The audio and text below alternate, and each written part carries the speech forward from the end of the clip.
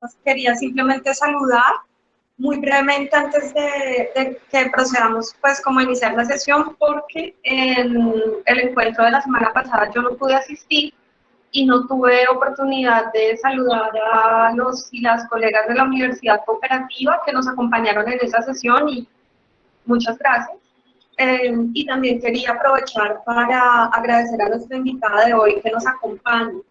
Leandra, mucho gusto. Mi nombre es María Cristina Ovalle y soy profesora de la Universidad del Tolima y junto a Juan Camilo y a Claudia Patricia Carrero hemos estado pues como impulsando el trabajo de este semillero de investigación. Entonces quería simplemente darte la bienvenida y quería también agradecerte tu generosa participación en este espacio de formación.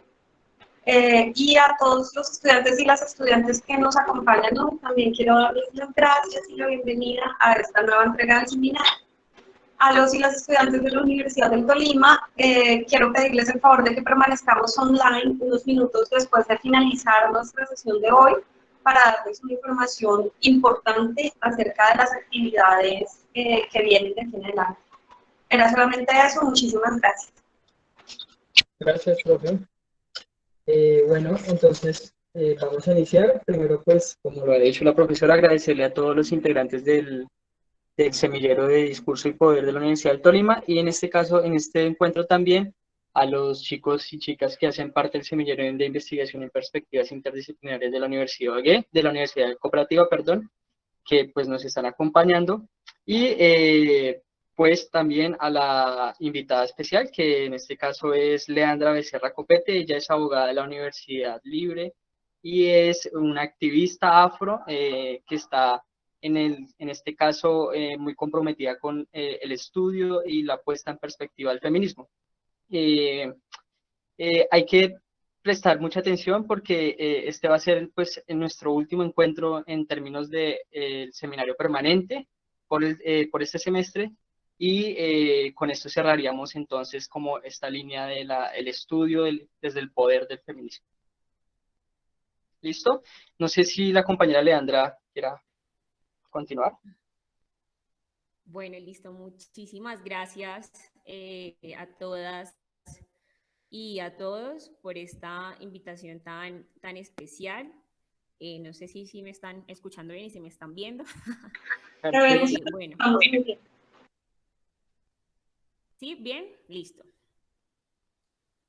Bueno, quisiera, además de agradecer a las y los estudiantes de la Universidad del Tolima y también de la Universidad Cooperativa por esta invitación, especialmente a María Paula, que sé que se conecta más tardecito, quien me puso en conocimiento de este ejercicio tan importante que ustedes vienen realizando. Bueno, la idea es que podamos hoy poder hacer un acercamiento a los pensamientos coloniales, descoloniales y poscoloniales a propósito del feminismo y a partir de ahí de una práctica política, ética, ¿cierto? Cotidiana. Y la idea es como proponerles un poco cuál sería el formato o la forma en que vamos a conversar el día de hoy. La idea es que podamos primero, permítanme un segundo que aquí como que me puse a molestar la pantalla y y me enredé. Podamos, uno, acercarnos como a cuál es nuestra base epistémica, temas que vamos a charlar, para que cuando yo me refiera a colonialismo, decolonialismo, descolonialismo, postcolonialismo y feminismo, ustedes puedan entender desde qué piso lo estoy hablando, ¿cierto? Esto no quiere decir que sea una única vertiente o una única posibilidad en la comprensión conceptual, sino que efectivamente desde aquí vamos a partir. Dos, cuando hablamos de feminismo descolonial, nos vamos a adentrar un poco a mostrar el pensamiento.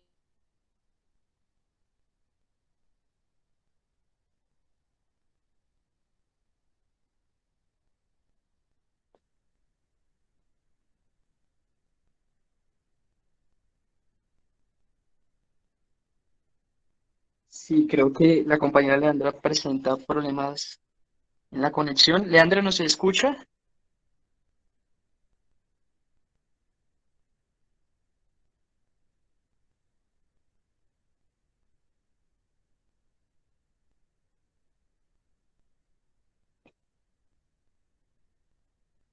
Creo que se fue.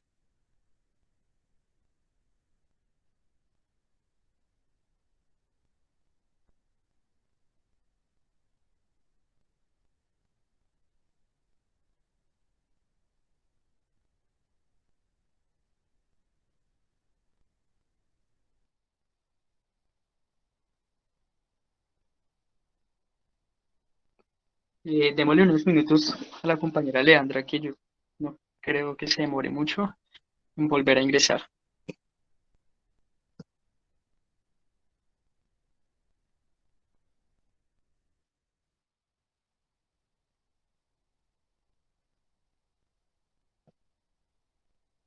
Hola Leandra, ¿no se escucha? Hola, ya volví, Yo, volví, yo creo que creo, me salí. Leandra, yo creo que no sé si vaya a ser una presentación en PowerPoint o en otra No, plataforma.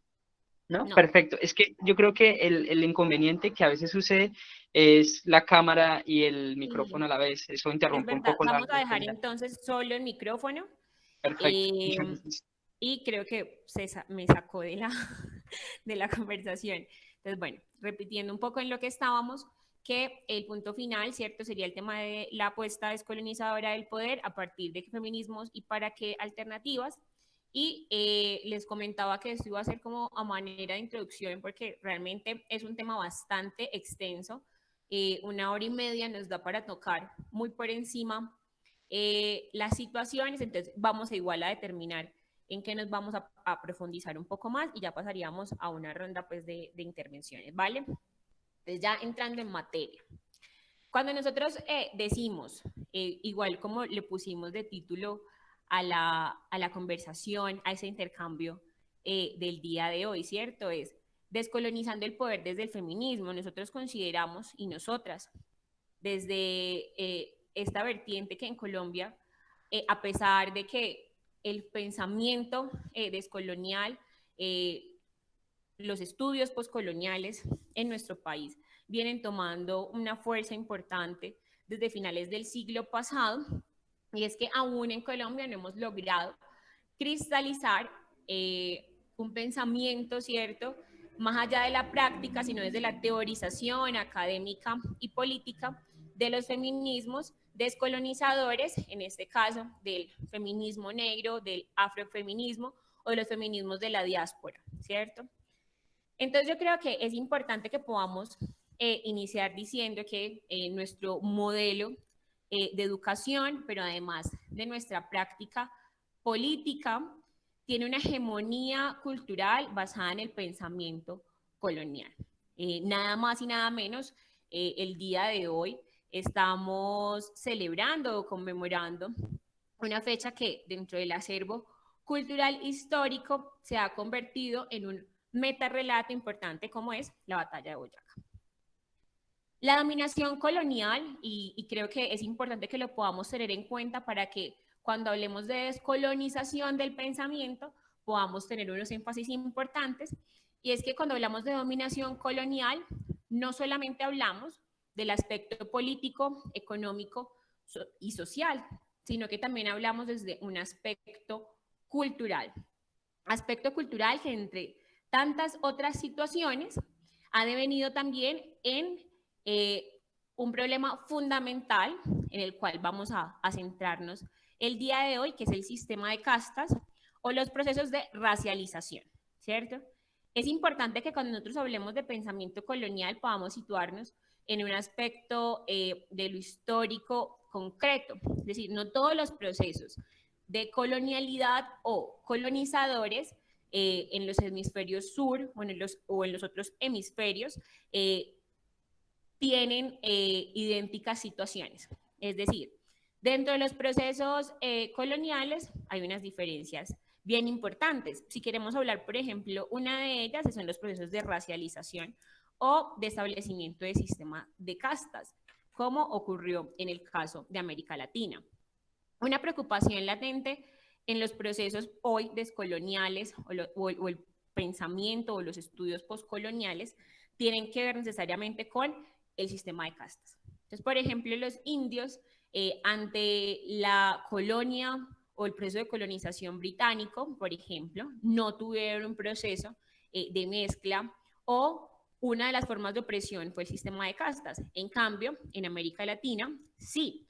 Por ejemplo, hoy encontramos que los procesos de racialización, que son la determinación a partir del sistema de castas, de a cuál etnia perteneces y por ende a cuál proceso económico, cultural o histórico te debes, sí permeó importantemente aquí en América Latina. Por ejemplo, nosotros hablamos de zambos, mulatos, negros, mestizos, indígenas, negros.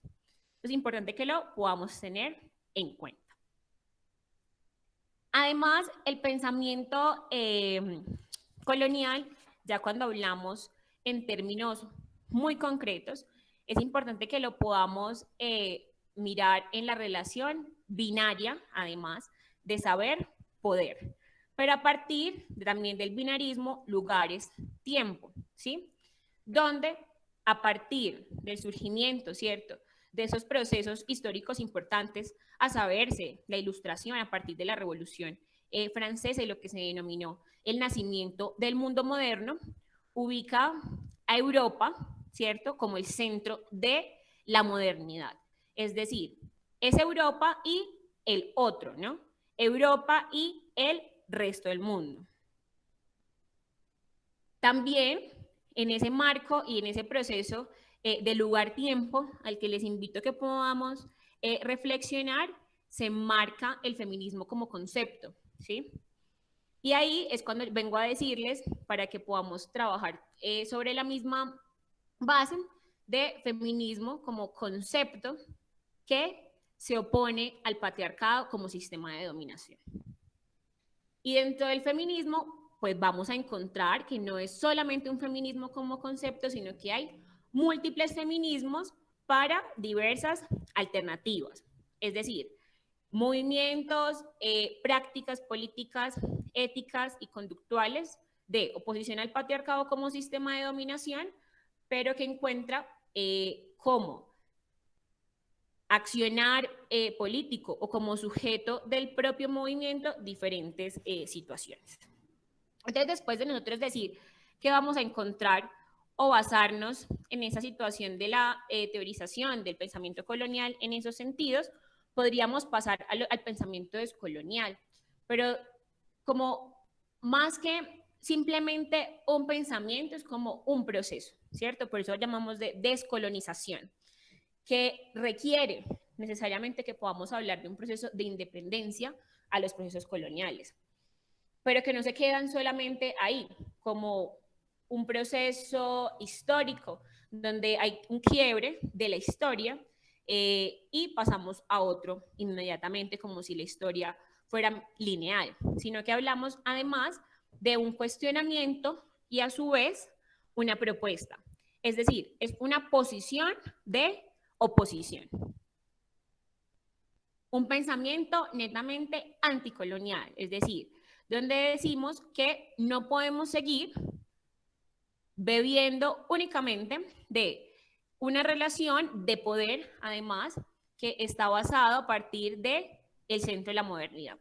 Uno de los textos que propusimos, que además es muy corto, es un ensayo de la maestra Ochi Curiel, donde ella además nos plantea algunos de los elementos que vamos a trabajar el día de hoy. Los pensamientos postcoloniales que realmente han tomado fuerza en nuestro país como una cátedra, incluso hay maestrías de estudios postcoloniales, se basan en la conciencia crítica, ¿cierto? Que pone un énfasis en la importancia en el fenómeno político, ¿cierto? Y que vuelve a poner en el centro no solamente el euronorcentrismo, porque es una de los conceptos que acuña Ochicuriel en su texto, donde nos dice, no solamente ha sido una hegemonía de Europa, sino también del norte de nuestro hemisferio. Entonces, se vuelve a poner en el centro a las sujetas y a los sujetos en los contextos postcoloniales, es decir, en los contextos donde territorial, política y económicamente, más no social y culturalmente, no hay una presencia colonial marcada, sino que además plantea un cuestionamiento del pensamiento propio y pretende reinterpretar lo colonial. Ahora, el pensamiento decolonial, que es importante que, porque uno encuentra como anticolonialismo, descolonialismo, postcolonialismo, decolonialismo, y uno se confunde, pero realmente hay una matriz común y es una propuesta verdaderamente radical ante la situación hoy permanente de dominación, o sea, es decir, aún ante los procesos coloniales o neocoloniales de dominación. Entonces, ya para finalizar como un poco ese marco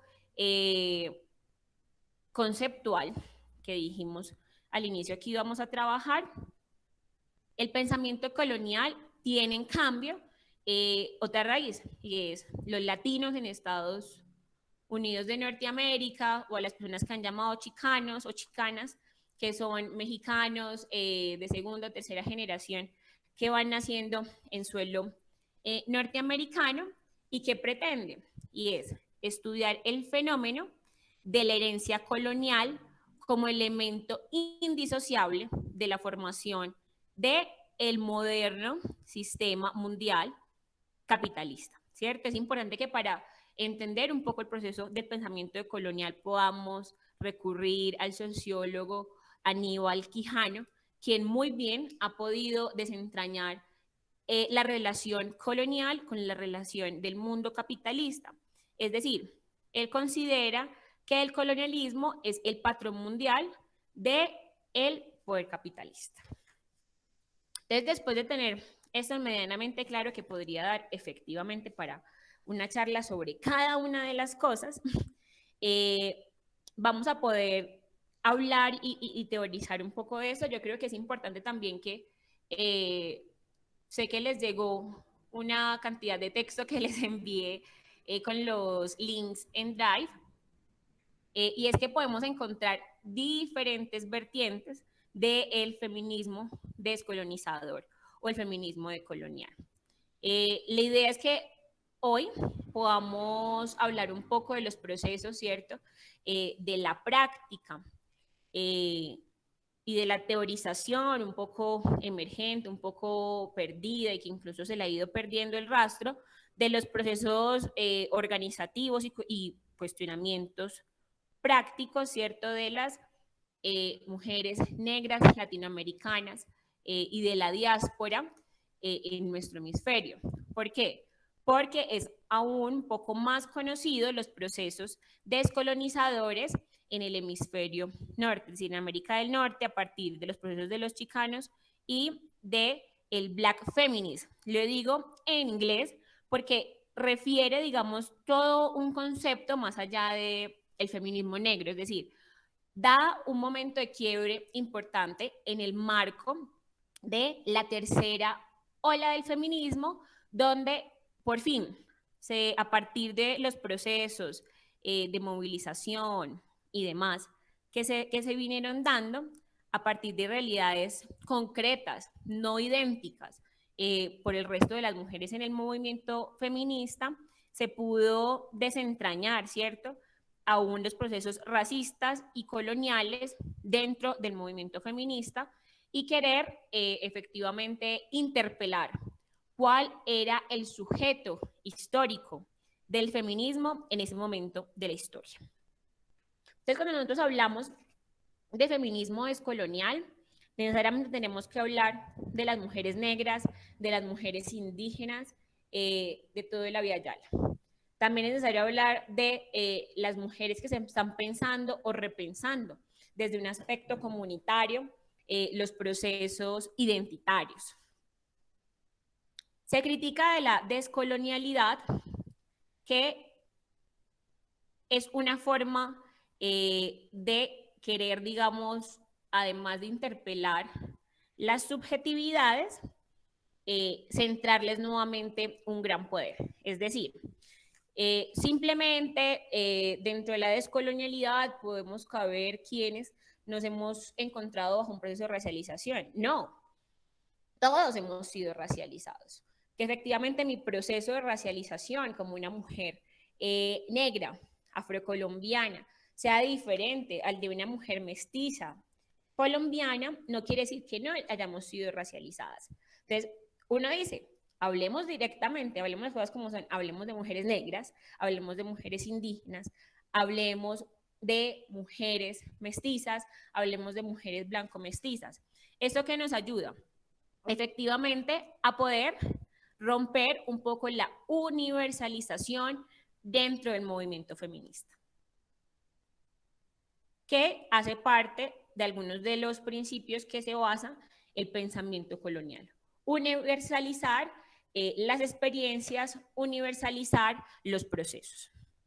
El feminismo descolonial nace efectivamente, como hablábamos un poco, dentro de esa tercera ola del feminismo, pero me atrevería incluso a decir, a partir de las lecturas que hemos realizado, que incluso dentro del movimiento sufragista, que se podría enmarcar dentro de la primera ola del feminismo, y aclaro que no me gusta mucho hablar de las olas porque pareciese que fuese un proceso lineal, cuando sabemos que no es así, que mientras en algunos países, por ejemplo de Europa o del norte de América, ya se había obtenido el derecho al sufragio por parte de las mujeres, encontramos que en algunos federados de Brasil o en algunos pueblos de México es muy reciente la obtención de este derecho civil por parte de las mujeres. Entonces, es más que necesario que podamos rastrear estos procesos de organización desde mucho antes. ¿Cuál es la diferencia o cuál ha sido el problema? Y es que se ha querido cuestionar los procesos solamente a partir de su conceptualización o a partir de su teorización. Los procesos latinoamericanos dentro del pensamiento académico han sido subalternizados. Y si hablamos de que ese tipo de situaciones han sido condenadas al confín, a la lindera, a lo fronterizo, al margen, pues encontraremos que el movimiento feminista o el pensamiento feminista dentro del movimiento académico, los pensamientos latinoamericanos lo han sido muchísimo más. Es decir, la tradición oral fue relegada para las mujeres que ya venían en sus procesos prácticos y de movilización anticoloniales y descoloniales. Solamente hasta finales del siglo pasado, como les decía, se pudieron empezar a rastrear algunos procesos escritos, algunos procesos de teorización de esta visión crítica del dominio colonial.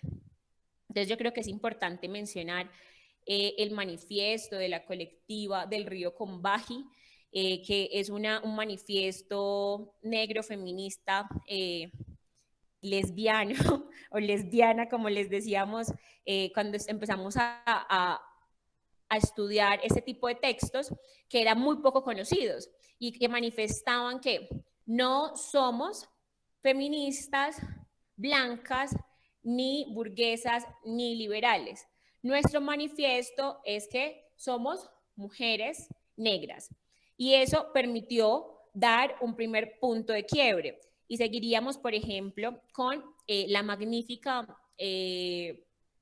discurso de Sojourner Truth en 1851, que decía, ¿acaso no soy mujer? Y esto es fundamental decirlo. ¿Por qué? Porque el feminismo descolonial pretende tener una visión crítica afuera y adentro.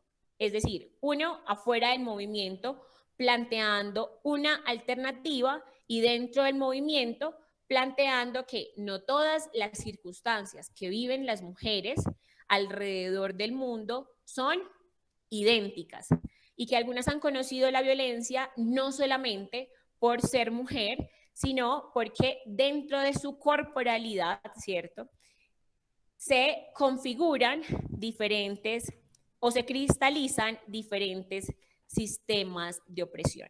Por eso, el feminismo descolonial habla de la interseccionalidad, que es la codependencia de los sistemas de opresión, más no es una suma o una olimpiada de las opresiones para establecer dentro de las mujeres oprimidas cuál es la más oprimida, sino poder cristalizar de una manera única que las experiencias son diferentes. Es decir, estamos peleando por reconocer una diferencia incluso entre las mujeres. Por eso incluso el feminismo colonial o descolonial plantea que el concepto mujer no es un concepto unificador o totalizante. Por ejemplo, y si queremos hablar un poco desde las experiencias, muchas de nosotras, y me incluyo, hemos sido socializadas dentro de aspectos donde definitivamente ser mujer no es nuestra principal condición de debilidad, sino, por ejemplo, es nuestro proceso de racialización o el sistema de castas donde nos han encuadrado. Entonces eso quiere decir que además de ser mujer, eres mujer negra. Además de ser mujer negra, eres mujer empobrecida y a partir de ahí muchos sistemas de opresión que se pudieran bifurcar en el marco de tu proceso de socialización. Por eso, cuando hablamos de feminismo descolonial, es necesario decir que es un feminismo radical, pues busca el origen o la fuente de los problemas, por ende es revolucionario. Pero además de ser radical, es un feminismo en movimiento. ¿Por qué? Porque se piensa y se repiensa, no es estático. Incluso hoy, dentro del mismo feminismo descolonial, se está revaluando un poco el tema de la interseccionalidad, porque encontramos que no es lo suficientemente amplio para poder recoger todas estas experiencias diversas y divergentes dentro del feminismo latinoamericano, por ejemplo. Recién terminamos el mes de julio y tuve la oportunidad de estar presente en un evento de lanzamiento de la campaña de Julio de las Prietas o Julio de las Negras de Brasil, organizada por la UVM, que recientemente estuvo aniversario, que es la Unión Brasilera de Mujeres, también de una organización que se llama Las Mujeres que Derrotan a Bolsonaro, y era a propósito del 25 de julio, fecha poco conocida por las mujeres y hombres y las personas en términos generales en Latinoamérica, que es el Día de la Mujer Negra, afrocaribeña, afro-latinoamericana y de la diáspora.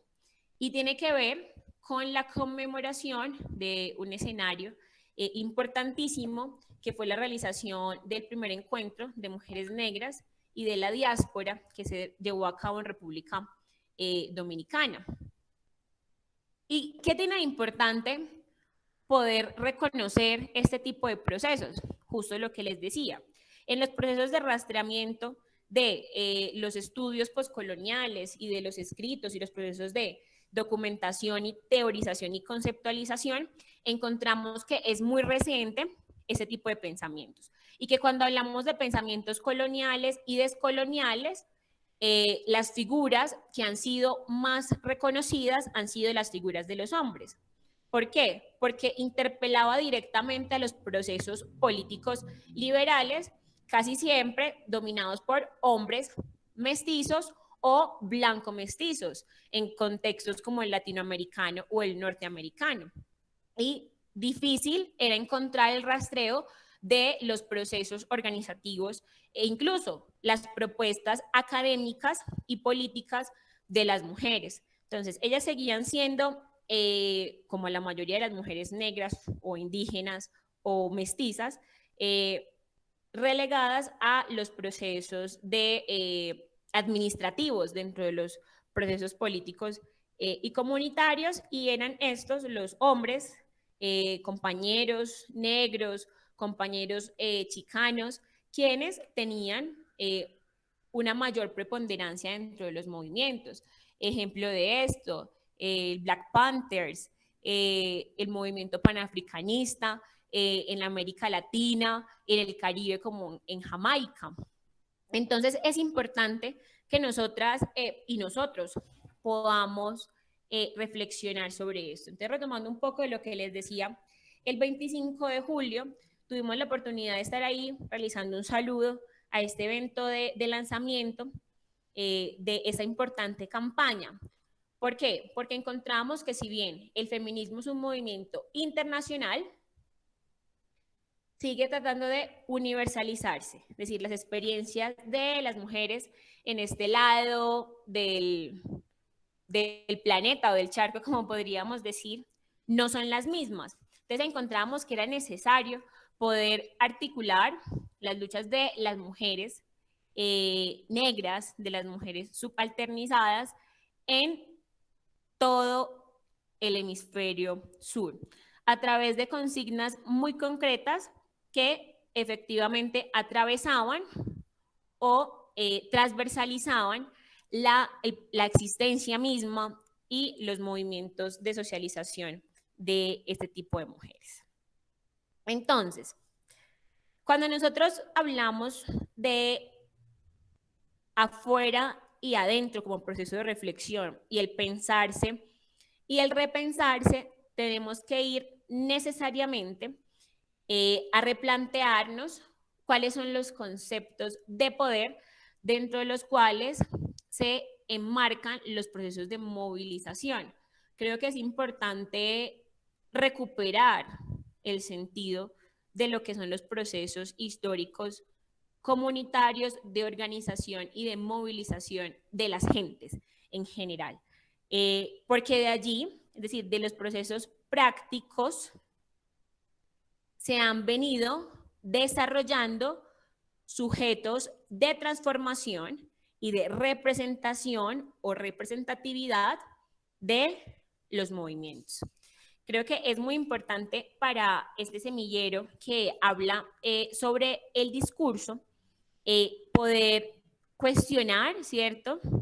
Y generar una propuesta alrededor de esos estudios. Yo creo que este pensum que ustedes han desarrollado en los seminarios es más que importante, porque logra efectivamente desentrañar que los discursos, como se nos quiso decir, dentro del pensamiento colonial, no solamente parte de los procesos teóricos y conceptuales, sino que también las formas de discurso son en la práctica política, que tiene que ir realmente ligado a los procesos teóricos. He ahí que nosotros podamos descolonizar el poder a partir de proyectos políticos de emancipación profundamente descoloniales. ¿Para qué? Para que los pensamientos de las personas, sobre todo las mujeres, estamos hablando a propósito del feminismo, puedan salir de la subalternancia para ponerse dentro de la arena de discusión política, y donde podamos pasar de los procesos de tradición oral que tienden a perderse o de la práctica cotidiana comunitaria a procesos de escritura, de representatividad dentro del discurso en los proyectos y procesos políticos de toma de poder. Esto requiere repensarse el proceso hegemónico y cuestionar el sujeto del feminismo. Por ende, la representatividad que tienen las mujeres de los procesos descoloniales dentro de un movimiento tan amplio como lo son los feminismos. ¿Cómo trabajar esto? Y vamos como adentrándonos un poco a la segunda parte. Y es poder trabajar de la mano de los procesos anticoloniales más allá de los procesos antiesclavistas y más allá de los procesos por la lucha de los derechos civiles, por ejemplo, en Norteamérica. Es importante, y también está dentro de los textos que les he enviado, que podamos hacer una referencia muy corta sobre el libro de Mujeres, Raza y Clase de Angela Davis, que además de ser o haber sido militante de Black Panthers, perseguida e incluso prófuga de la justicia en algún tiempo, de ser exprisionera política, podemos encontrar que hay mucho que reflexionar en las comunidades y dentro de las acciones políticas directas. Y cómo es necesario también desarrollar conceptos propios a través de la crítica a las cuestiones que interpelan el feminismo blanco, pues se consideraban como básicas, como por ejemplo la amistad entre mujeres, que hoy, por ejemplo, se reencaucha en el concepto de sororidad, pero que, por ejemplo, obviaba o obnubilaba las barreras de clase y raza, como por ejemplo lo señaló Audre Lorde en 1984. Insisto, lo que busca o lo que defiende el feminismo descolonial, que a su vez también es un feminismo negro o un feminismo indígena o un feminismo comunitario, es el derecho a la diferencia, que es cuando nosotros decimos por qué interpelar la universalización. Entonces estamos diciendo una cosa muy sencilla, que parece sencilla de decir, pero más compleja de entender. Las mujeres no son iguales. Las mujeres no somos iguales. Por eso, digamos, en el marco, por ejemplo, de los movimientos sufragistas, encontrábamos que las mujeres negras, al ser todavía esclavizadas, es decir, propiedad de un amo blanco, si bien estaban apoyando los movimientos sufragistas, encontraban que de regreso, es decir, no había un proceso de doble vía de solidaridad, porque no todas las mujeres dentro del movimiento sufragista, por ejemplo, estaban interesadas en el proceso de abolición de la esclavitud. Entonces, es necesario poder desarrollar esta idea y decir que los procesos de amistad o de relación, por ejemplo, entre las mujeres, pasan necesariamente por alianzas políticas e intereses distintos.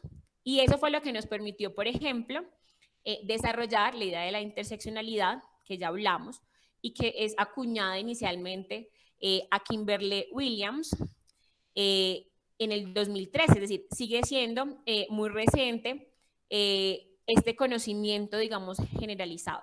Aunque ya a partir del Black Feminist se venían, digamos, hablando de otros procesos de opresión que estaban sobre todo ligados a los procesos de resistencia del esclavismo o los procesos de esclavización. Es importante que podamos también diferenciar del proceso, digamos, norteamericano al proceso latinoamericano. En el proceso norteamericano aún está muy presente el proceso de la diáspora africana, no tanto como en el proceso latinoamericano, aunque se ha venido recuperando a través de procesos culturales y del arte, incluso ahí cobra, digamos, importancia, aunque podría tener una mayor relevancia la Cátedra de Estudios Afrocolombianos y la etnoeducación en nuestro país. Entonces, la diversidad de los feminismos afro-latinoamericanos y del Caribe nos tiene que llevar a un proceso de reflexión y pregunta que nos podría ayudar a avanzar en la conceptualización de poder y en entablar proyectos políticos de emancipación. Y es la pregunta de qué feminismos y para qué alternativas. Entonces, el nacionalismo negro, por ejemplo, el black feminism, la negritude, como se llamaba, para acuñar un poco el concepto del panafricanismo y sobre todo los procesos prácticos y organizativos y de movilización de las mujeres que me han precedido y nos han precedido, es quienes reconocen, ¿cierto?, en esas mujeres poderosas y sabias que han transmitido el actuar y su pensamiento a través de la historia oral, que era lo que hablábamos un poco. En la actualidad es posible rastrear una gran cantidad de mujeres afro-latinoamericanas y caribeñas. Yo quisiera mencionar algunos nombres que ustedes podrían consultar, como Yuderquis Espinosa, como la misma Ochi Curiel, como la misma Una Marson, una jamaiquina, que pudo avanzar en los procesos de teorización del panafricanismo y del papel de las mujeres en este tipo de prácticas. También a Betty Ruth Lozano y otras que han podido realmente plasmar a través de la escritura cuál es el pensamiento de la teoría postcolonial y decolonial. Incluso en Colombia, en el mismo desarrollo, por ejemplo, teológico, feminista y negro, que además hace parte de los procesos de la teología de la liberación, encontramos, por ejemplo, a Mariel Mena, quien se ha dedicado, por ejemplo, a realizar arqueologías del pensamiento político y teológico negro. Porque es necesario, cuando nosotros hablamos del pensamiento descolonial y los procesos postcoloniales, hablar necesariamente de los procesos ligados a la religión o al sincretismo religioso que tenemos y que rodea nuestro país. Y es que dentro de los procesos arqueológicos y de la antropología social se ha venido evidenciando con mayor fuerza cuál ha sido el papel, por ejemplo, de la religión en comunidades que vivieron y siguen viviendo en resistencia. Entonces, si ustedes, por ejemplo, rastrean lo que ocurre en Haití, en República Dominicana, en Brasil, en el Pacífico Norte y Sur de nuestro país, encontramos que el sincretismo religioso logra tener arraigado de una manera muy profunda las religiones de matriz africana. ¿Y por qué, por ejemplo, dentro del pensamiento descolonial sí se critica cuál ha sido la función, por ejemplo, de instituciones como la Iglesia, pero no se plantea como oposición de los procesos de creencias arraigadas a la religión a partir de los procesos de sincretismo religioso? Es importante que nosotros podamos revisarlo porque tiene que ver que ha sido una experiencia de mujeres y de sus cuerpos y necesariamente la relación con lo que se ha llamado la divinidad. Es decir, cómo este pensamiento ha estado afincado necesariamente con la necesidad de recuperar la herencia que a partir de la imposición cultural colonial fue extraída o fue, digamos, quitada. Entonces, como las comunidades, es decir, la relación que tienen estas mujeres con sus comunidades es la misma relación religiosa que tienen las comunidades, por ejemplo, negras, y la participación en lo divino desde dentro y fuera de los cristianismos. Ejemplo de eso, no sé si han escuchado la fiesta de San Pacho en Quibdó, Chocó, es una muestra del por ejemplo, la relación del sincretismo religioso en comunidades como estas, donde a San Francisco de Asís lo renombran como San Pacho, realizan unas fiestas totalmente paganas durante todo un mes, donde mezclan el alcohol, la religiosidad y los aspectos culturales, descoloniales, y rescatan los actos y los usos de las músicas, de la gastronomía e incluso la bebida en el aspecto diaspórico.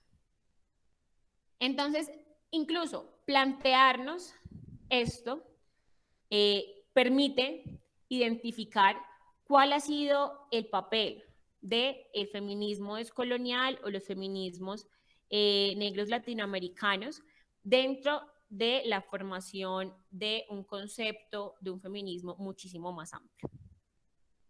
¿Qué estamos diciendo? Y es que consideramos que el sujeto histórico del feminismo que ocupó todo el nivel de la representatividad del movimiento ha quedado caduco. ¿Por qué? Porque es insuficiente.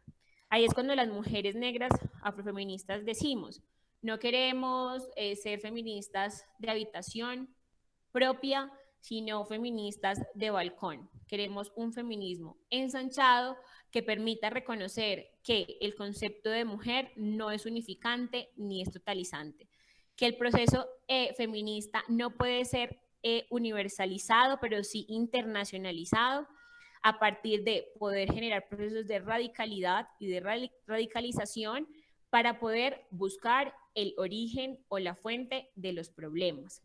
Encontrar que dentro de un mismo proceso corpóreo o de una construcción corporal colonizada, como ha sido el cuerpo de las mujeres que han sido racializadas, es decir, que han sido inscritas dentro de un sistema de castas para poder producir y reproducir la subalternancia, se bifurcan o se encuentran diversos sistemas de opresión.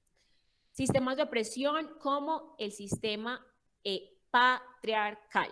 Es decir, nosotros estamos encontrando que el patriarcado no solamente son unas prácticas aisladas, machistas o misóginas, sino que se marca en todo un proceso sistemático y sistémico que se encuentra totalmente enrocado o enraizado en los conceptos de poder dentro de las sociedades modernas. Pero que además del sistema patriarcal, encontramos que también hay un sistema totalmente enraizado con la actual concepción de mundo moderno o sistema mundo, que se llama racismo, que se ha centrado en sistemas de castas y que permite que comunidades enteras, pueblos enteros, con la misma historia y la misma raíz étnica, se encuentren aislados, marginalizados y que sigan viviendo procesos coloniales o neocoloniales. Encontramos incluso y rastreando que existen o se puede conceptualizar incluso procesos de colonialismo interno en algunos países o permanecer en colonialismos externos como la actualidad de Puerto Rico, que es colonia norteamericana, o encontrar procesos coloniales internos como lo que ocurre, ejemplo, entre Córdoba, Antioquia, Antioquia, Chocó. Pero que además de esto encontramos que hay un sistema que sin estos dos anteriores no podría realmente funcionar, y es un sistema económico y político llamado capitalismo, que además funciona a través o se permanece a través de la hegemonía cultural. Y eso lo hemos llamado capitalismo. Por eso es que Aníbal Quijano decía, el colonialismo es el patrón mundial del poder capitalista. Y a partir de estos tres principales sistemas de opresión, encontramos que hay un desarrollo más que fundamental de la necesidad o de la teoría interseccional dentro de los feminismos descoloniales. ¿Por qué? Porque como les decía, a partir de lo vivido o de la experiencia, no necesariamente cualquier mujer o todas las mujeres hemos vivido nuestro proceso frente a la racialización de manera igual o frente a la violencia patriarcal igual. Entonces estamos diciendo que no es lo mismo ser una mujer negra, lesbiana, por ejemplo, vivir en el sur o en el norte pacífico de Colombia, tener además como proyecto religioso uno de sincretismo o de la herencia africana en todos los sentidos. ¿Eso qué requiere? Poder responder lo que decíamos. ¿Qué feminismos y para qué alternativas? Por eso los feminismos o el feminismo como movimiento no puede estar al margen de un proyecto político de emancipación.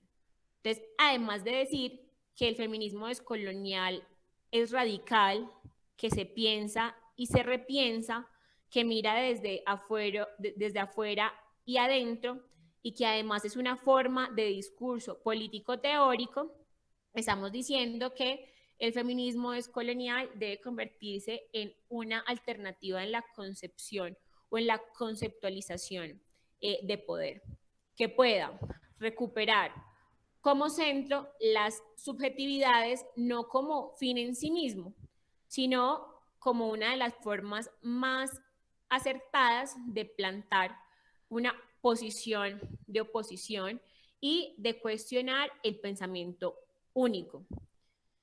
El feminismo descolonial, al ser crítico y al entender el fenómeno político, tiende o debe ser revolucionario y que entiende que los procesos de emancipación necesariamente tienen que andar uno de la mano del otro.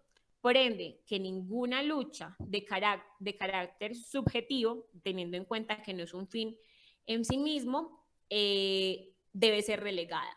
Es decir, que los procesos de reconocimiento, por ejemplo, de las mujeres indígenas, que además hay que decirlo como una forma de alarma, no ha venido siendo el mismo desarrollo dentro del movimiento feminista que los procesos reivindicativos de las mujeres negras, también teniendo en cuenta los aspectos culturales y además que no se encuentran en procesos de diáspora por todo el país o por todo el mundo, sino que siguen encontrándose en sus procesos culturales internos, es importante reconocerlos como distintos.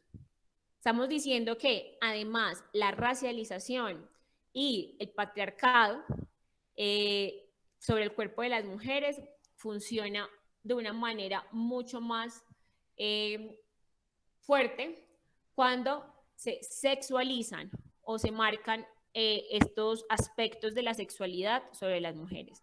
Estamos hablando, por ejemplo, de procesos de exotización del cuerpo de las mujeres negras, recordando un poco cuál es la relación entre cuerpo y amo blanco dentro de los procesos de esclavización. Y es como decía Sojourner Truth, ¿acaso no soy mujer?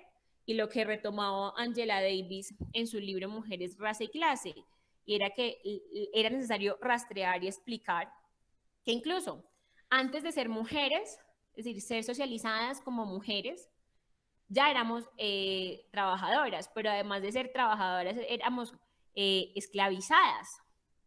Antes de ser mujeres, ya éramos reproductoras, como decíamos ahorita, de todo un sistema, de todo un ejército de reserva de personas que iban a nacer en la esclavización.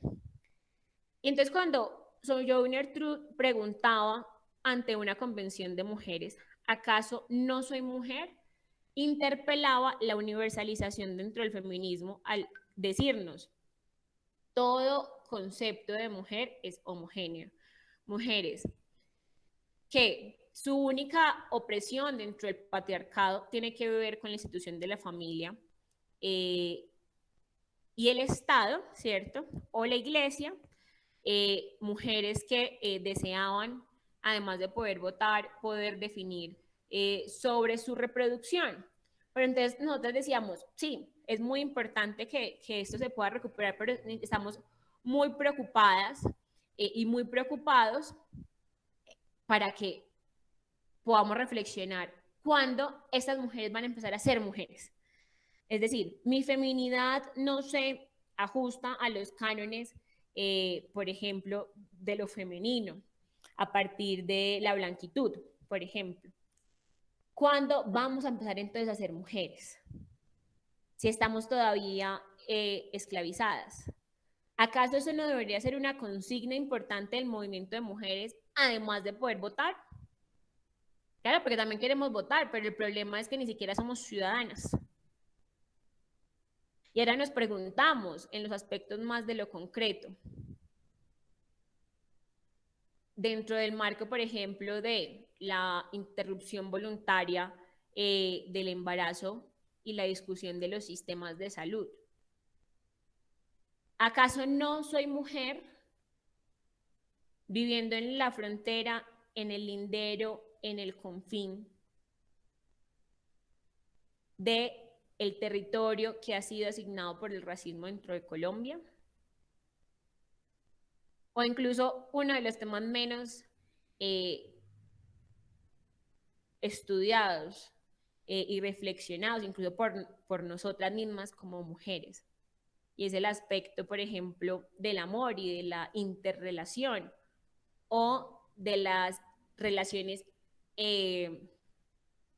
interraciales, llamarían algunos, donde aún se sigue, digamos, vivenciando dentro del aspecto de lo más interno y de lo más íntimo los procesos coloniales de interrelación que siguen siendo radicalmente racistas y radicalmente dominantes desde un aspecto de lo social y de lo cultural.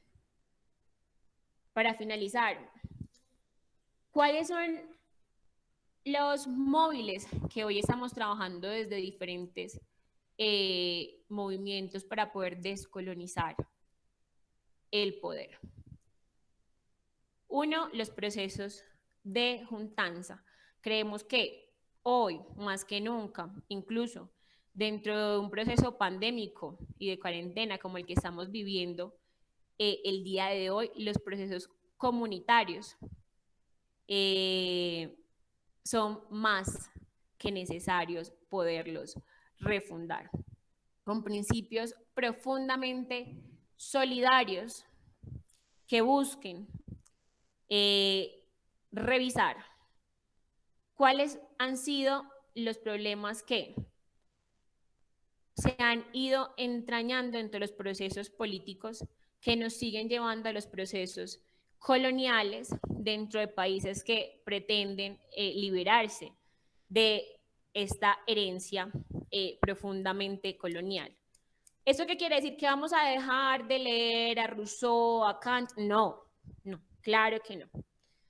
Es poder encontrar que dentro de nuestros procesos también hay procesos de pensamiento propio y también hay procesos muy, muy interesantes y muy importantes que rescatar.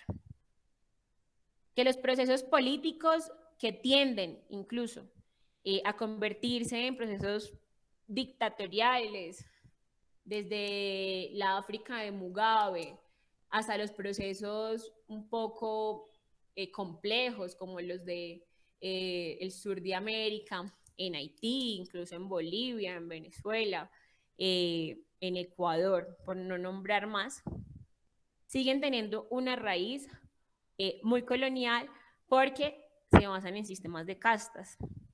¿Cómo nosotros podemos entonces refundar procesos profundamente antirracistas, ¿sí? Que no impliquen o no interpelen simplemente a quienes hemos sido, por llamarlo así, mal racializados, sino que pueda comprender esto como una discusión seria dentro de la deuda aún pendiente y seria de los movimientos dentro de la política y dentro de la concepción de poder que busquen realmente proyectos de emancipación de toda la humanidad. Indiscutiblemente, los procesos de formación, de visibilización, de generar nuevos marcos de la representatividad son más que necesarios para poder construir un movimiento feminista descolonial. Muchísimas gracias.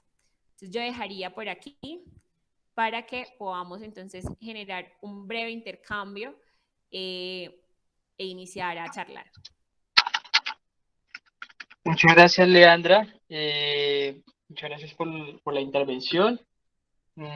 Entonces, pues como lo acaba de mencionar la compañera Leandra, se abre el micrófono para las personas que deseen interrogar, cuestionar, intercambiar conocimiento con nuestra invitada o con los demás participantes.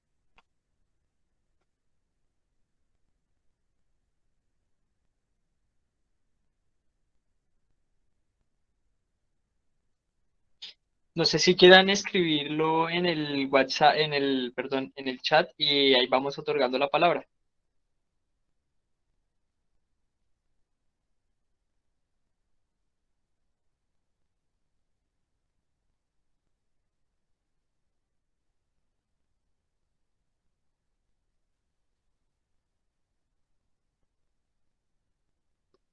Adelante, profe. Gracias.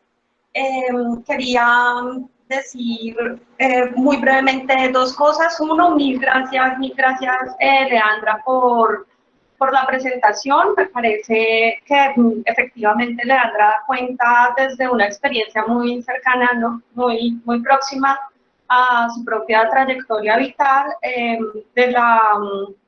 pues del contenido de muchos de estos conceptos y también de lo que ellos implican, ¿no? Quisiera pedirle, en segundo lugar, a Leandra dos precisiones pues, sobre asuntos que me parece que son interesantes y sobre los cuales yo quisiera profundizar. Lo primero es cómo se hace, Leandra, ese ejercicio de recontextualización del concepto de casta en el campo discursivo de la lucha feminista decolonial. Y esto porque creo precisamente que no se trata únicamente de importar el concepto, ¿no? Al contexto en el que estamos conversando, sino que se trata de redefinir el sentido de una forma de organización social en función de ese concepto que es el de casta, que tiene un significado muy preciso y que histórica y socialmente opera de una manera muy concreta. Entonces, quisiera saber si esa recontextualización es en el ámbito de la metáfora o si implica, además, una resignificación del contenido y el alcance del concepto. Mi segunda pregunta tiene que ver con una cosa que no sé si en ese momento yo perdí de vista como el orden de la intervención, pero en algún momento Leandra nos decía que todas estas denominaciones de lo decolonial, lo postcolonial, lo neocolonial, puede generar confusión por esa proliferación de prefijos, ¿no? Entonces me gustaría mucho saber si Leandra comparte esta distinción que hace Walter Mignolo entre decolonialidad y postcolonialidad. Este autor propone entender esa diferencia de la siguiente manera. Para él, la postcolonialidad recoge a muchas corrientes de pensamiento crítico de la modernidad que son contra el eurocentrismo, que son contra la tradición colonial imperial de la modernidad europea, pero que provienen esas mismas corrientes de la tradición intelectual europea y por lo tanto no logran todavía desprenderse suficientemente de esa genuina raíz decolonial. Y por decolonialidad entiende entonces sí el pensamiento construido por las comunidades de esos sectores sociales periféricos y subalternos que han estado históricamente sometidos a las violencias del sistema colonial imperial. Quisiera saber si Leandra comparte esa forma de distinguir entre lo postcolonial y lo decolonial. Y hago esta pregunta no porque me interese particularmente saber si el prefijo que es ampliamente aceptado es uno u otro, sino porque me parece a mí que hay dentro de ciertas corrientes de la decolonialidad una tendencia a despreciar cualquier forma de pensamiento crítico, aun cuando ella traiga consigo una tradición de reivindicación de libertades y de la dignidad sustancial del ser humano, que es, por ejemplo, lo que ocurre con el liberalismo en tanto que filosofía política, ¿no? Entonces, desde las tradiciones críticas de raíz marxiana, se desprecia profundamente el liberalismo, incluso se habla de él como si se tratase de una condición peyorativa, y en efecto lo tiene bien merecido dada su dolorosa complicidad con la consolidación del capitalismo y todas las atrocidades de él derivadas. Y sin embargo, hay dentro de las corrientes teóricas, políticas liberales clásicas, debates y discusiones que sirven de fundamento a muchas luchas de muchos sectores sociales hoy en día, como lo que tiene que ver precisamente con la libertad y con la autodeterminación. Entonces, como creo que hay esas corrientes decoloniales que tienden como a despreciar, ¿no?, una tradición que puede tener en sí gérmenes de liberación y emancipación, quería saber cuál es como la postura de Leandra frente a ese tema. Y por último, yo sé que dije que eran dos cosas, esta es la tercera, pero por último me gustaría que Leandra sintetizara un poco después de esa intervención suya, en el contexto de esta conversación sobre las relaciones entre discurso y poder, que es básicamente lo que convoca este semillero de investigación cada semana, en el contexto de esa discusión, ¿qué es lo novedoso que esta exposición que hemos escuchado hoy sobre el feminismo decolonial puede aportarnos en términos de categorías y herramientas analíticas para esa reflexión? Son solamente esos tres asuntos y disculpen si me extendí. Muchas gracias.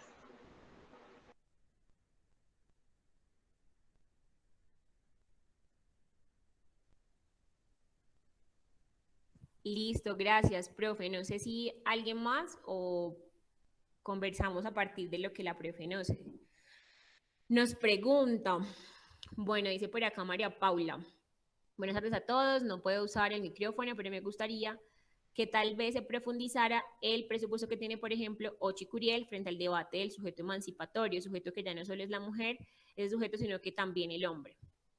Listo, perfecto. Yo creo que esto me permite poderlo articular justo con la última pregunta que hacía la profe, sintetizar cuál creo que es lo novedoso dentro del tema del feminismo, la teoría descolonial, a propósito del semillero que nos tiene, o la propuesta, ¿cierto?, del semillero que nos tiene, ¿cierto? Es una, poder plantear que el discurso o las formas del discurso en el campo de lo decolonial es político y teórico, es decir, que no solamente hace parte de los procesos teóricos de conceptualización, sino de la práctica política. He ahí de lo que decía Ochi Curiel frente al debate del sujeto de emancipación, y es que nos pone dentro de las realidades concretas no idénticas en un marco de la acción política que pasa de ser individual a ser colectiva. He ahí la necesidad de poder poner en discusión, por ejemplo, lo que se llamó el sujeto histórico del movimiento feminista. Y es decir que el problema que nos enraizaba a todos en diferentes sistemas de opresión, que es lo que reflexiona la interseccionalidad, no tiene que ver solamente con la crisis de lo identitario o con un proceso meramente subjetivo identitario, toda vez que no es un fin en sí mismo, sino que es un proceso o un proyecto emancipatorio que debe revertirse o convertirse en un proyecto político de emancipación para toda la humanidad.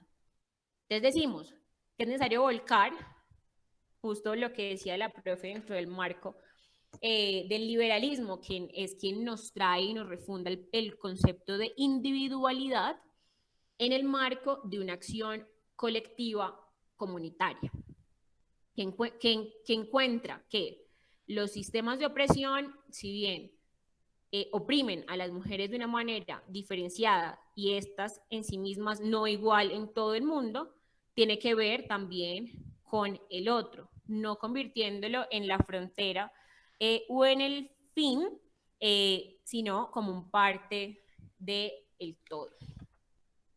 Referente a la segunda pregunta que hacía la profe, yo realmente sí me encuentro, incluso a partir de un poco las reflexiones de Enrique Dussel, de Aníbal Quijano, de la misma Ochik Curiel, en encontrar que el poscolonialismo o los estudios poscoloniales, como por ejemplo los que dictan en las cátedras en universidades colombianas, tienen efectivamente una raíz profunda en procesos aún críticos académicos intelectuales euronorcentristas, ¿sí?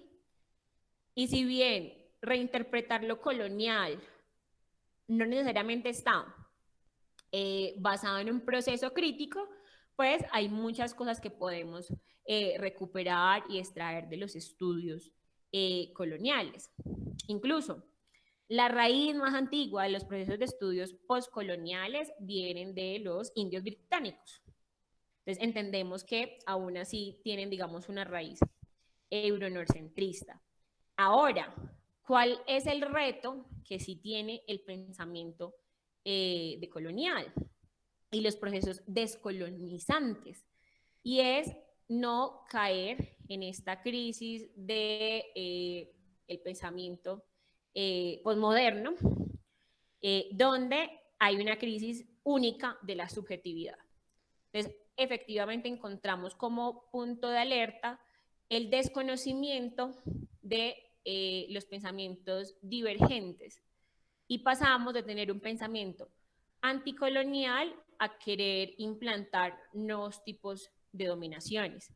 Entonces, es necesario que podamos seguir identificando el pensamiento decolonial y los procesos descolonizantes como unos profundamente ligados a procesos de la independencia y del cuestionamiento y de la propuesta y de posición, de oposición, es decir, una que siempre pueda estar revisando y criticando desde afuera y desde adentro, tener esa propia dualidad, no solamente dentro de los movimientos, sino desde la práctica ética personal.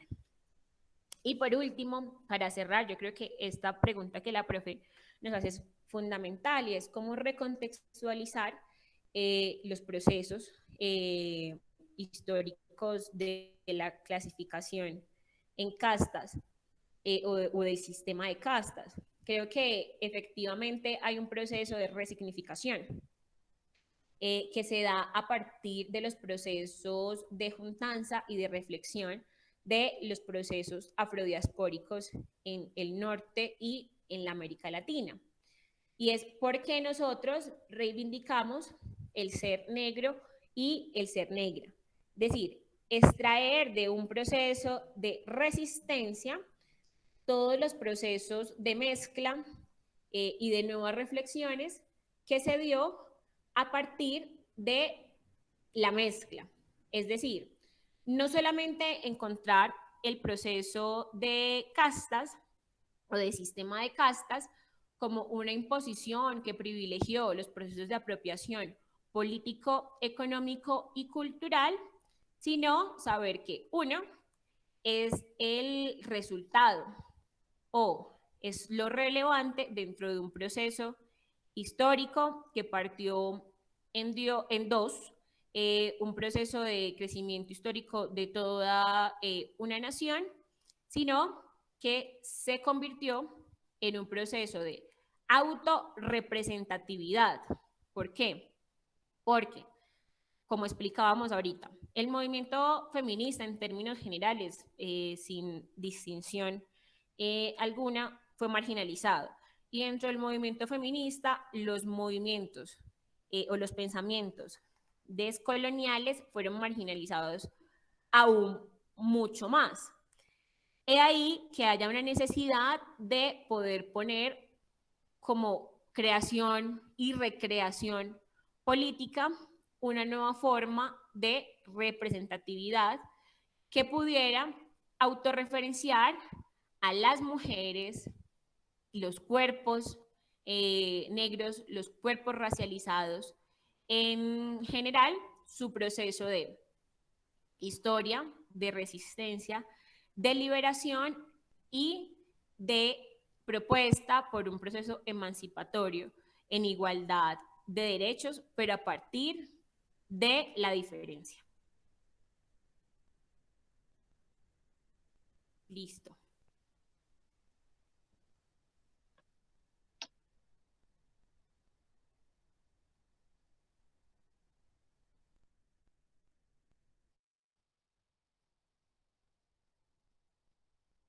Mi pregunta, yo creería que sería mejor así.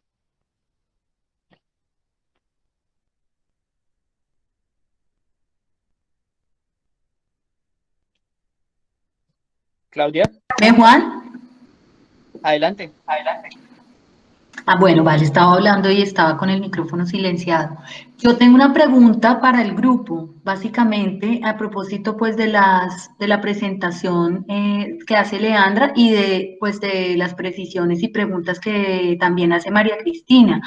A mí me parece clave de manera muy sucinta, o sea, alguien de los que estamos aquí se anima a pensar también esas posibles relaciones entre el pensamiento decolonial y la pertinencia de los estudios críticos del discurso, también en esa línea de lo que estamos pensando que es el discurso y el poder, cómo estos aportes, cómo estos postulados, esta perspectiva que Leandra nos ha presentado, nos puede servir para nutrir nuestros posibles objetos de investigación, nuestros intereses temáticos, que son múltiples. En tu caso, Leandra, pues no conoces todas las temáticas que nos interesan, pero la línea o que lo que transversaliza precisamente nuestro encuentro aquí son los estudios críticos del discurso. No sé si alguien nos puede, alguna persona nos puede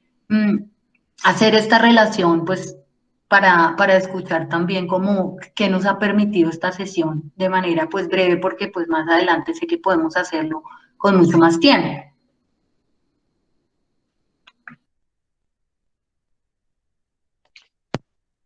Gracias, Claudia. Entonces, pues, mi pregunta sucintamente de manera sucinta ¿cuál es? O sea, es que no sé si hay un debate que ya es un poco viejo con este autor Slavoj Žižek, el cual establece que, por ejemplo, estas luchas emprendidas desde el feminismo no son reconocidas por él, porque él parte desde un punto de vista en el cual dice que el feminismo y otras formas más de combatir lo que es las excepciones del capitalismo no discuten las condiciones reales de existencia. Yo efectivamente no comparto ese el punto de vista que tiene Slavoj Žižek, pero es una crítica que ha trascendido a otros espacios académicos.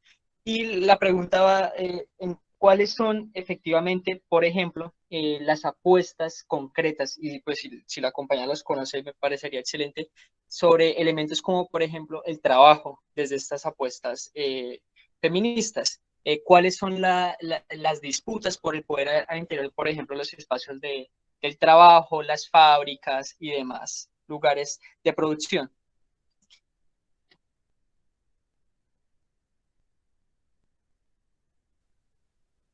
Disculpen, le damos la palabra a Leandra y luego abrimos las intervenciones del grupo a propósito de la pregunta de Claudia. Juan Camilo, ¿cómo moderamos esto? Bueno, señora, pues no sé cómo quiera proceder la compañera Leandra, si quiere solucionar las preguntas y ya abrimos entonces el micrófono a las demás personas.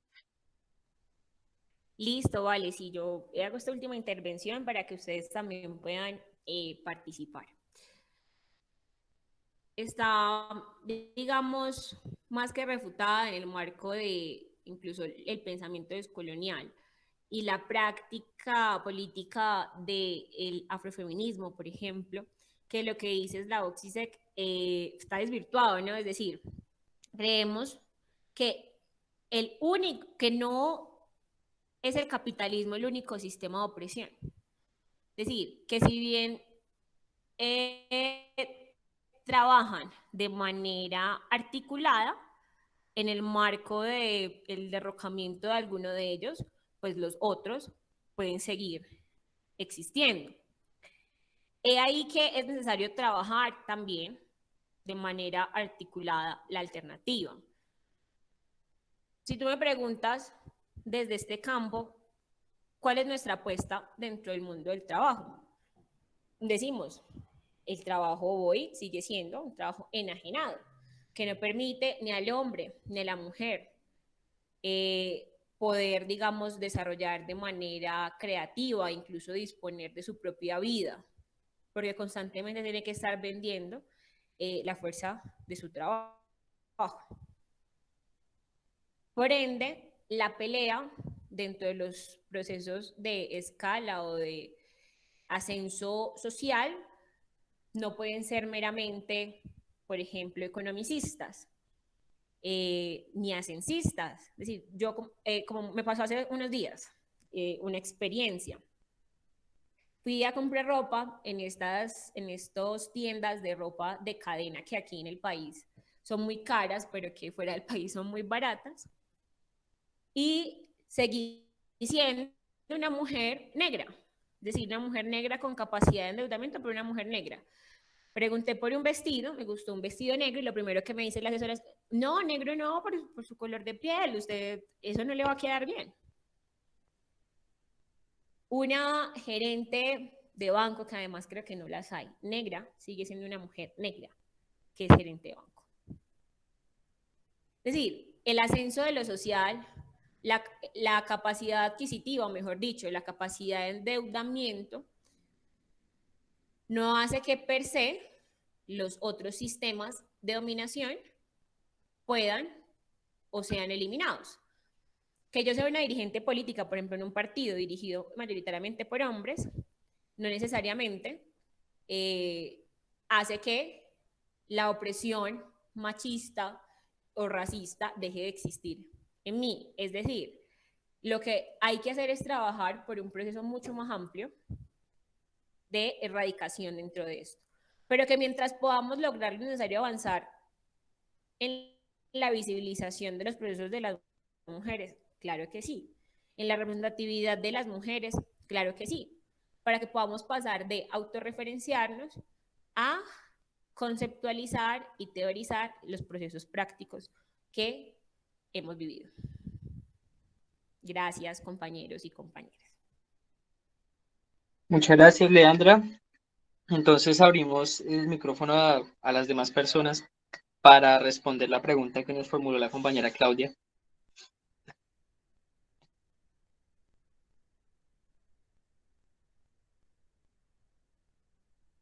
Quizás convendría que Claudia nos recordara la pregunta.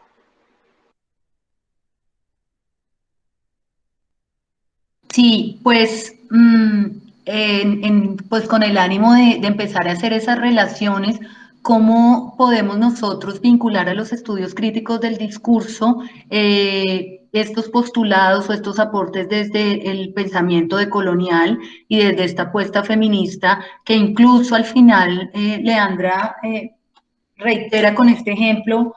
Tiene un aporte que para mí es muy interesante y es la interseccionalidad, ¿no? Esta lectura desde la raza, la clase, el género y la sexualidad, que también nos podría ampliar la perspectiva del análisis crítico del discurso desde múltiples lecturas de esos sistemas de opresión que son o que se invisibilizan en el caso, por ejemplo, solo desde el racismo, o se invisibilizan solamente desde un discurso discriminatorio en relación al género. Entonces creo que, no sé, mi intención es que podamos vislumbrar ciertas relaciones y la pertinencia de este tema en los temas de investigación que estamos pensándonos.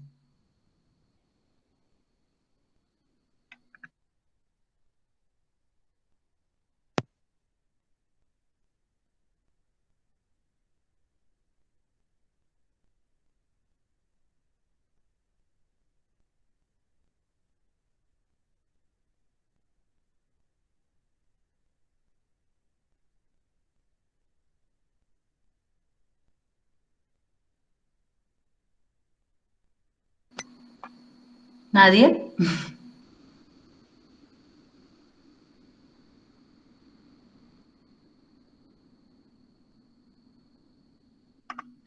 Adelante, Juan Sebastián.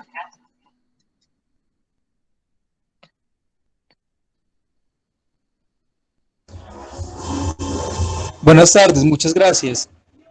No, lo que quería decir acerca de lo que ya pues, hemos tocado es, con base pues en la propuesta de Ochi Curiel y de las feministas radicales, yo me estuve pues documentando para este encuentro, porque pues no tengo un bagaje teórico suficiente, pero me llamó la atención la propuesta en torno a la descolonización del lenguaje, ¿sí? En torno como lo que propone Claudia, y entonces me llama la atención la propuesta pues que hace Ochicuriel y su grupo de estudio y demás acerca de la descolonización del lenguaje, en concreto a esa transformación o a llamar América Latina ya no como América Latina, sino como había Yala, que supongo que se pronuncia así, como llamaron pues los pueblos cunas al continente, según lo que he leído. Entonces, en ese sentido me parece pues como muy interesante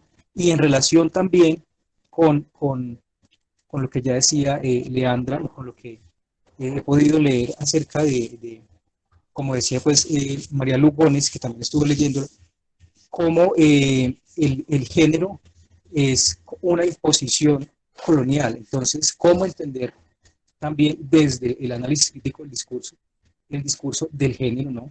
Y también el discurso de las sexualidades, teniendo en cuenta pues la referencia que hace Chicurel a, a, a, a ese no sé si la palabra sea correcta, a ese heterosexismo impuesto por lo colonial. Entonces, me llama mucho la atención esos puntos porque, al menos desde la academia, replantearse y llamar a América Latina como lo llamaban los pueblos ancestrales, pues hace se produzca como un giro y pues sea como una cosa muy no sé, como muy en contra, no me acuerdo la palabra, entonces pone como entredicho muchas cosas y no sé hasta qué punto pues sea eso legitimado por un academicismo que está pues muy fuertemente ligado todavía a la herencia colonial. Entonces, era como esos punticos así rápidamente. Muchas gracias, Juan. ¿Alguien más quiere participar?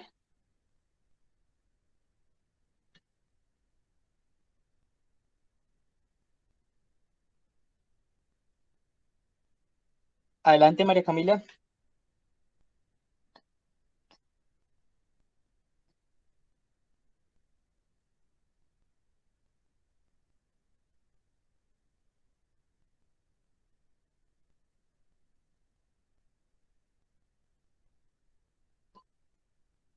María Camila.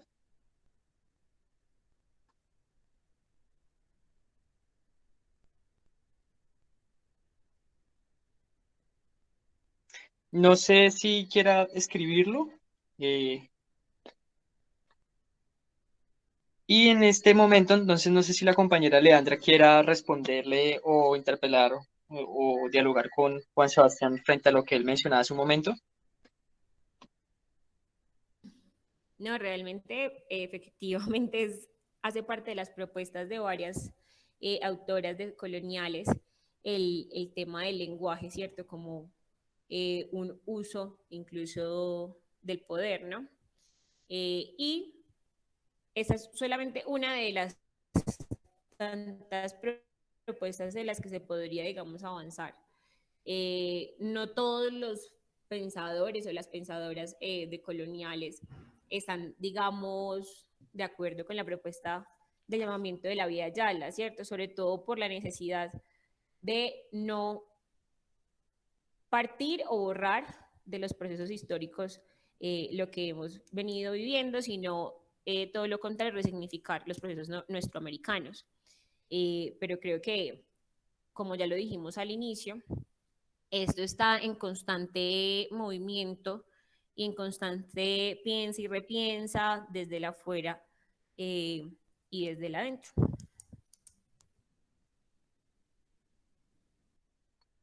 Mientras la compañera María Camila escribe, ¿podría Natalia participar? Adelante. Bueno, buenas tardes para todas y todos, espero estén bien. Bueno, respecto a lo que planteaba Claudia, bueno, la pregunta que hizo, yo no sé, yo creo que si bien la decolonialidad eh, presenta o representa una nueva reconstrucción epistémica, eh, esa nueva reconstrucción epistémica en el análisis crítico del discurso vendría, bueno, o el aporte que podría hacer el análisis crítico del discurso es como, es como eh,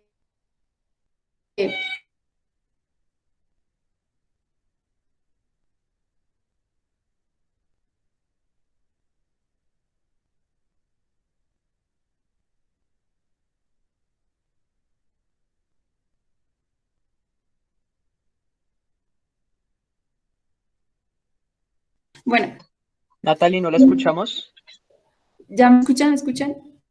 Ahora sí la escuchamos perfecto, Listo, pero hace unos segundos no. perfecto. Bueno, entonces pienso que en esa reconstrucción epistémica, para no dar tantas vueltas, creo que el análisis crítico del discurso también la apuesta, el análisis crítico también la apuesta a eso, a una reconstrucción epistémica respecto a, al significado de las palabras, ¿no?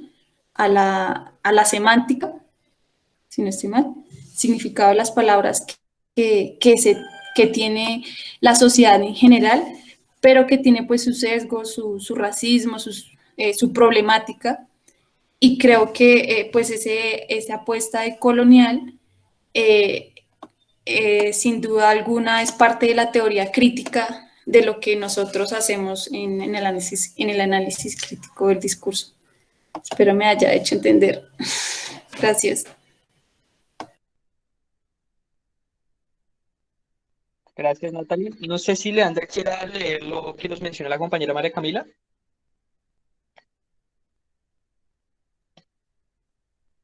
Bueno, yo considero que la introducción a una idea de feminismo decolonial nos permite tener una perspectiva diferente o alternativa a la que se ha venido trabajando respecto del feminismo y teniendo en cuenta que coinciden los términos respecto de la concepción o lo que significa ser mujer, entendido como algo incorpóreo. Entonces yo pienso que en ese orden de ideas lo que nos permite esta variedad de conceptos y de análisis desde un lado del charco y otro es tener una ecología que nos permite, no sé, ahí me enredé, o no sé si quedó corto. Bueno, ahí terminé. Ah, quedó incompleto.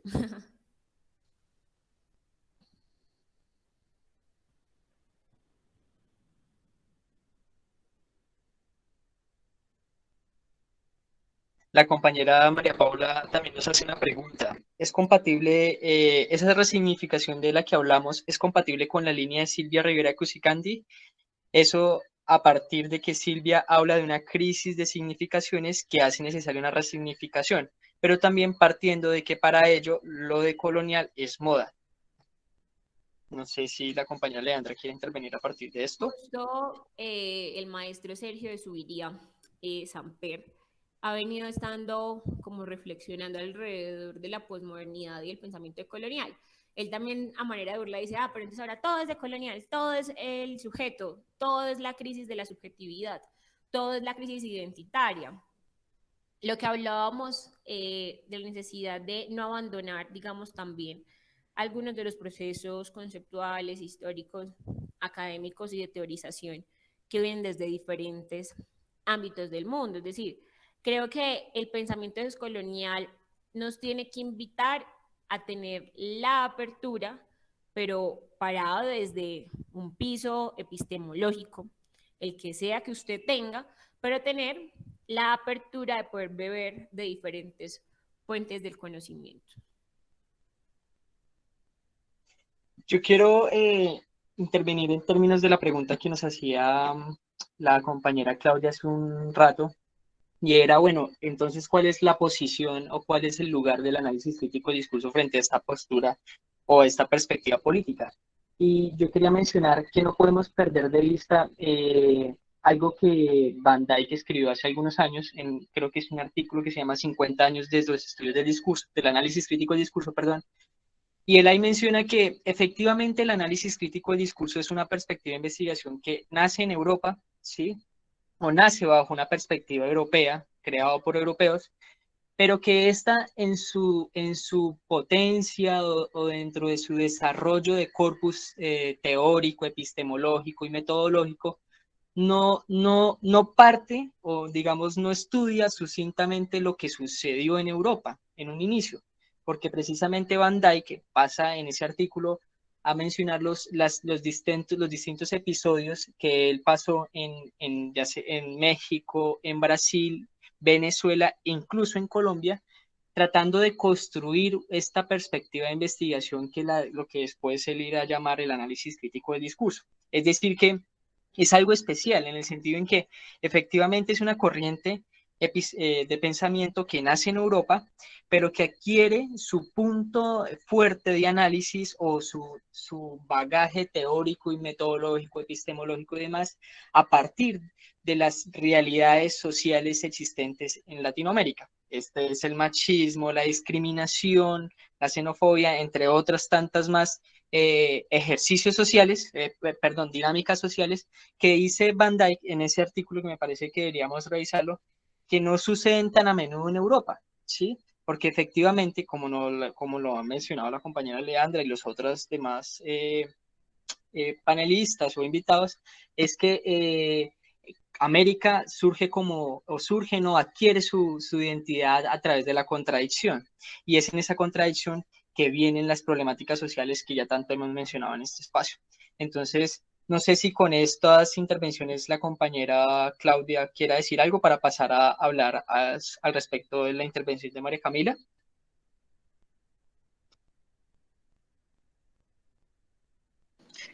No, creo que pueden seguir con la pregunta de María Camila. Bueno, entonces la compañera María Camila nos dice, entonces yo pienso que en ese orden de ideas, lo que nos permite esta variedad de conceptos y de análisis desde un lado del charco y otro, es tener una ecología de saberes que nos permite ampliar nuestros horizontes y observar diferentes formas de dominación que se esconden en el discurso político bajo la idea de desarrollo. No sé si alguien quiera opinar al respecto.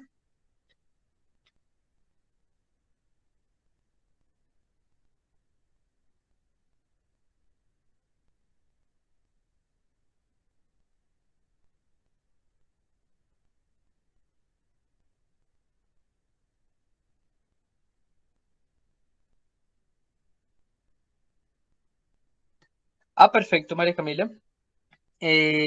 Entonces, no sé si podamos ir cerrando el espacio que tuvimos con la compañera Leandra. Una vez más, pues agradecerle por haber compartido pues, estos conocimientos, estas experiencias y reflexiones que creo que nos caen muy bien para los intereses del grupo de investigación, del semillero, perdón, y pues agradecerle también a las personas que asistieron, que no hacen parte pues del semillero, de una u otra forma pues seguir apoyando este espacio el próximo semestre, que vendrán con otros ejercicios y con mayor profundidad y demás. De todas formas, pues muchas gracias, compañera Leandra, y pues fue todo un gusto poderla escuchar y disertar a través de estos conocimientos. Muchas gracias a todas y a todos ustedes. Creo que, bueno, es más que necesario que en las universidades y a propósito de las carreras que hacen parte del semillero o del grupo de investigación, poder trabajar estos temas.